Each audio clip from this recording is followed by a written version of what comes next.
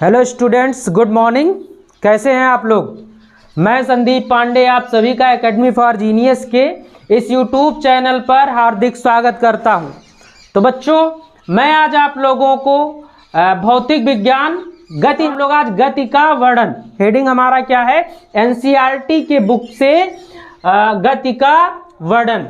तो गति का वर्णन, किसी भी गति का वर्णन करने के लिए हमको एक बिंदु की आवश्यकता होती है, जिस बिंदु को हम निर्देश बिंदु या मूल बिंदु कहते हैं। बिना निर्देश बिंदु या मूल बिंदु के हम किसी वस्तु की स्थिति को नहीं बता सकते।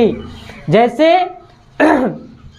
एक व्यक्ति कहता है कि मेरा घर मेरे ऑफिस से 5 किलोमीटर दूर पूर्व की ओर है, तो यहाँ मूल बिंदु क्या होगा? व्यक्ति का कार्यालय, क्योंकि बिना मूल बिंदु के आप किसी चीज़ की, किसी भी स्थान की स्थिति को नहीं बता सकते हैं। जैसे आप अपने घर से विद्यालय जाते हैं तो आप बताएंगे, कोई पूछेगा कि आपका विद्यालय कितनी दूर है, तो आप क्या बताएंगे कि मेरा विद्यालय मेरे घर से 3 किलोमीटर दूर है या 5 किलोमीटर दूर है।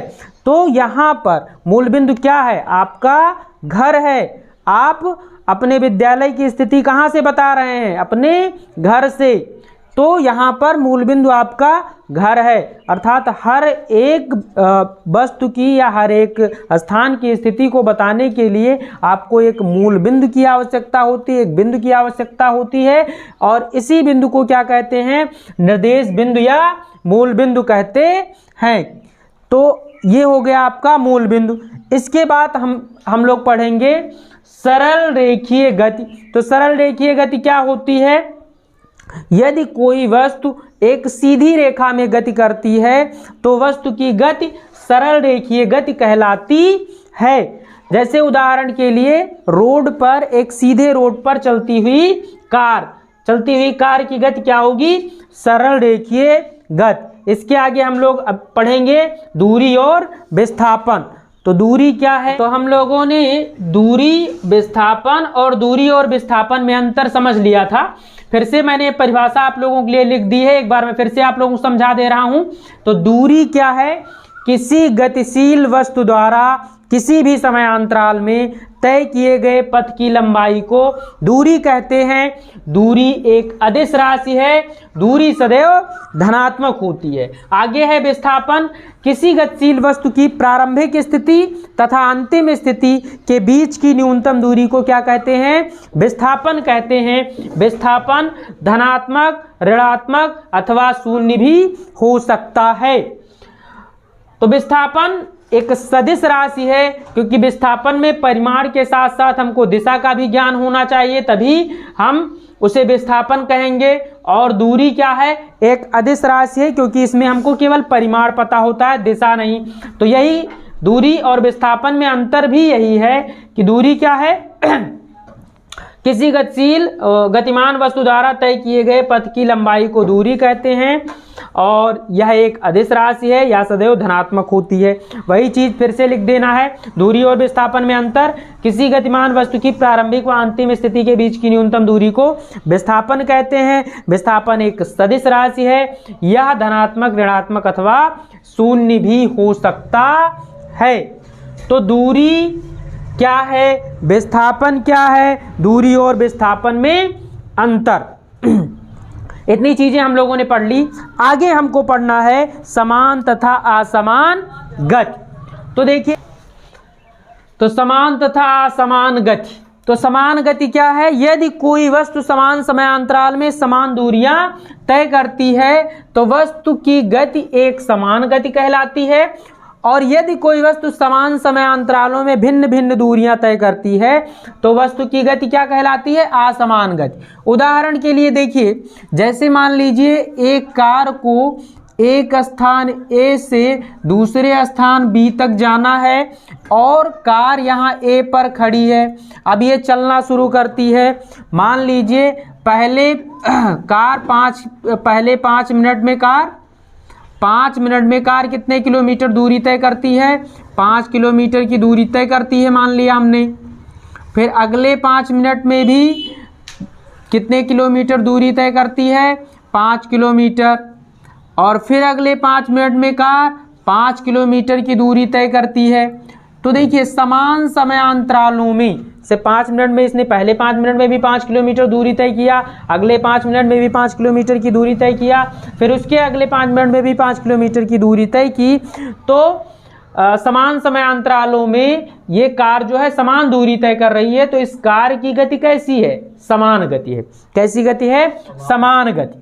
और यदि कार जो है समान समयांतरालों में भिन्न भिन्न दूरियां तय करे, जैसे मान लीजिए एक कार ए से चलना शुरू करती है और 5 मिनट में 2 किलोमीटर जाती है, फिर इसका ड्राइवर यहाँ पर रुककर चाय पीने लगता है।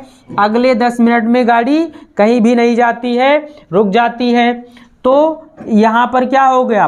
पहले 5 मिनट में 2 किलोमीटर गया, फिर अगले 5 मिनट में उसने चाय पिया तो रुक गया, तो यहाँ पर दूरी क्या हो गई? 0। फिर अगले 5 मिनट में उसने 10 किलोमीटर दूरी तय की। तो ये देखिए समान समयांतरालों में पहले यहाँ पर उसकी दूरी कितनी थी? 5 मिनट में 0 थी। तो समान समयांतरालों में यदि कोई गतिमान वस्तु समान समयांतरालों में भिन्न भिन्न दूरियां तय करती है तो वस्तु की गति क्या कहलाती है? असमान गति। और यदि कोई गतिमान वस्तु समान समयांतरालों में समान दूरियां तय करती है तो वस्तु की गति क्या कहलाती है? एक समान गति कहलाती है। अब हम लोग इसकी परिभाषा लिखेंगे। देखिए एक समान गति, यदि कोई वस्तु समान समयांतरालों में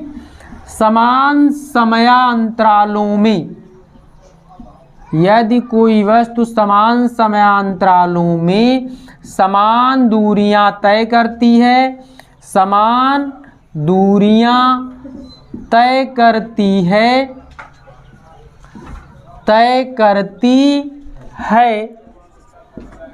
तो वस्तु की गति एक समान गति कहलाती है। तो वस्तु की गति कैसी कहलाती है? एक समान गति कहलाती है। दूसरी परिभाषा देखिए, इसी में लिख लेते हैं हम पैराग्राफ चेंज करके। यदि कोई गतिशील वस्तु समान समयांतरालों में भिन्न भिन्न दूर, चलिए तो दूसरा देखते हैं। यदि कोई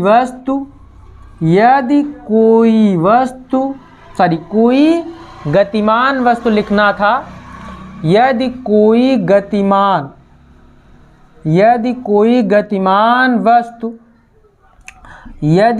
गतिमान वस्तु समान समयांतरालों में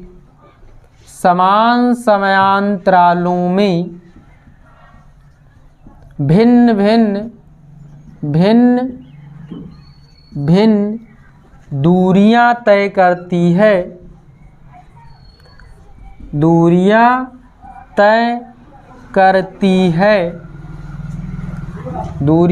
करती है, तो वस्तु की